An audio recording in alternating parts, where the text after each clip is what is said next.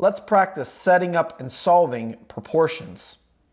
A proportion is a set of fractions that are equal to each other.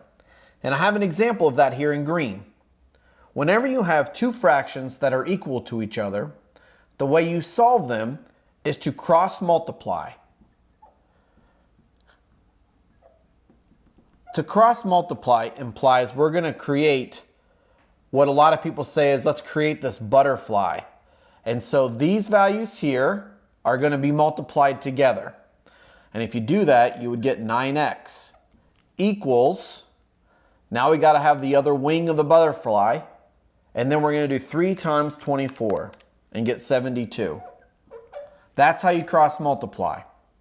So now to solve this problem, I need to get x alone, and now x is equal to 8. Meaning, if I place an 8 there, 8/3 is the same as 24/9. So I'm allowed to go back and say how these fractions are related. It's an equal statement. They're the same. Now, why would setting up a proportion be beneficial? Well, if we had some word problem situations where I need to start comparing different things, writing them as a proportion allows me to figure out what piece is missing.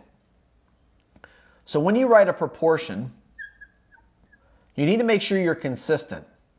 Meaning, if you put 64 feet on the numerator, you need to put 80 feet on the other numerator. So it's going to look like this. 64 feet of rope has a relationship with its weight. And so if I want a proportion, I need to also place 80 feet of rope on the numerator. So I'm comparing, it's like I'm comparing apples to apples here. I don't want to put pounds on top all of a sudden over x. Again, another cross multiply. So this would be 64x equals, what is that? 20 times 80 is 1600. Divide that by 64. 1600 divided by 64, 25. So setting up a proportion allowed me to figure out the weight of an 80-foot rope, 25 pounds. Again, solving a proportion comes down to cross multiplying. You're probably going to cross multiply in a lot of other units and a lot of other sections, so knowing how to cross multiply is extremely valuable. When you set up your proportion, make sure you're consistent with where you place your units. So feet has to be set up with feet.